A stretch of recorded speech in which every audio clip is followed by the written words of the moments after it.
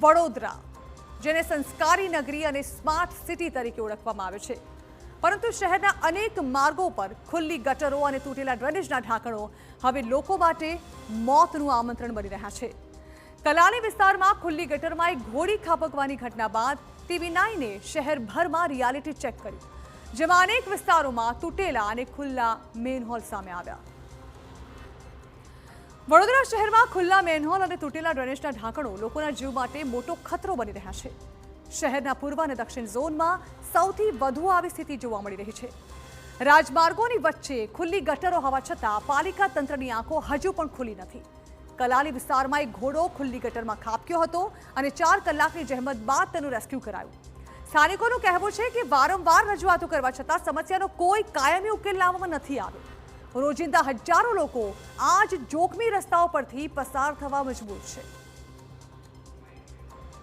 પેપરમાં મેં સવારે જોયું કે એક ઘોડી કલાલી બાજુ પડી ગઈ હતી અંદર અને બહાર કાઢી રહ્યા છે. આવું તો બહુ જગ્યાએ છે. આવું ડર કેટલો લાગે? ડર તો લાગે જ ને બેન, ગાડી ચલાવે, રિક્ષા ચલાવે એટલે ફરક તો પડે ને.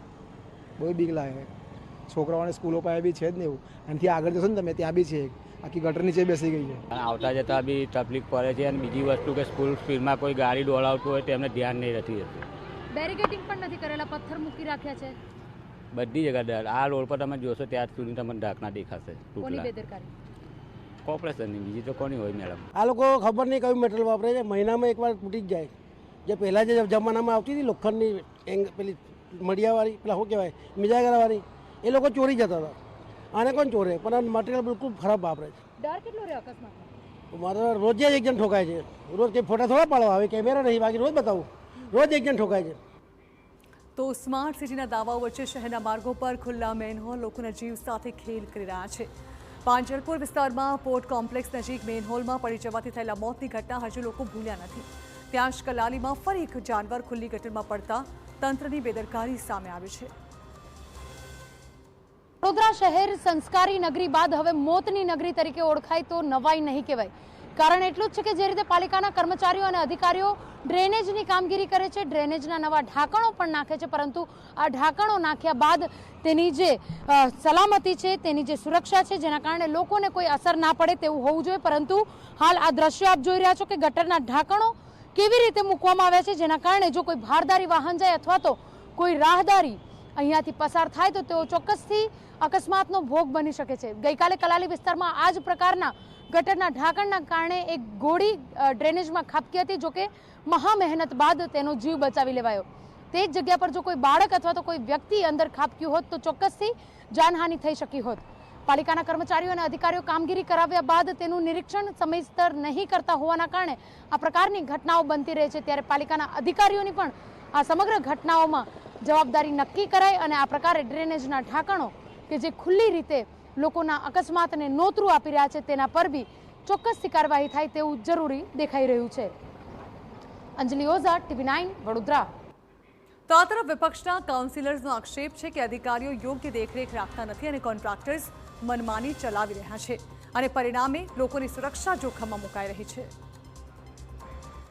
પહેલેથી ટાઉન પ્લાનિંગ વિભાગથી લઈને તમામ એન્જિનિયરો એટલે જવાબદાર છે કે કોઈ પણ જાતના દિશા સૂચન વગર ખાલી પાણીની લાઈન નાખવાનું કામ, ડ્રેનેજનું કામ અને વરસાદી નાખવાનું કામ મંજૂર કર્યા પછી કોઈ પણ જગ્યાએ પોતે મોનિટરિંગ નથી કર્યું. કોન્ટ્રાક્ટર પોતે કોઈ એન્જિનિયર નથી રાખતા, જે એનો મુકરદમ એ જ એનો સુપરવાઇઝર.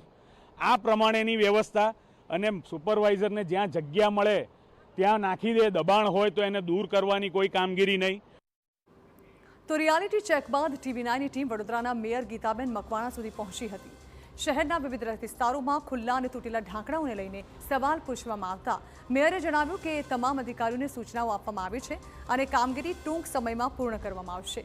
જોકે કામગીરી ક્યારે પૂર્ણ થશે તેની કોઈ સ્પષ્ટ સમયમર્યાદા આપવામાં નથી આવી.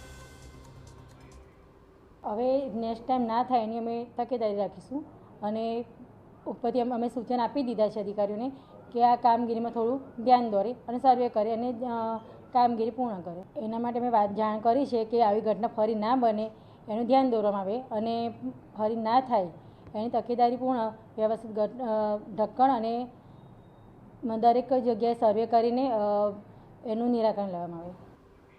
તો દરેક મોટી દુર્ઘટના બાદ થોડા દિવસો માટે તંત્ર સક્રિય બનતું હોય છે, પરંતુ સમય પસાર થતાં જ ફરી બેદરકારીનું ચિત્ર સામે આવે છે. શહેરમાં ઉપયોગમાં લેવાતા અનેક ઢાંકણો તકલાદી ગુણવત્તાના હોવાના કારણે વારંવાર તૂટી જાય છે. વડોદરા સાચા અર્થમાં સ્માર્ટ સિટી ક્યારે બનશે અને લોકો ક્યારે નિર્ભય બનીને રસ્તા પર નીકળી શકશે, તે આજે પણ સૌથી મોટો પ્રશ્ન છે.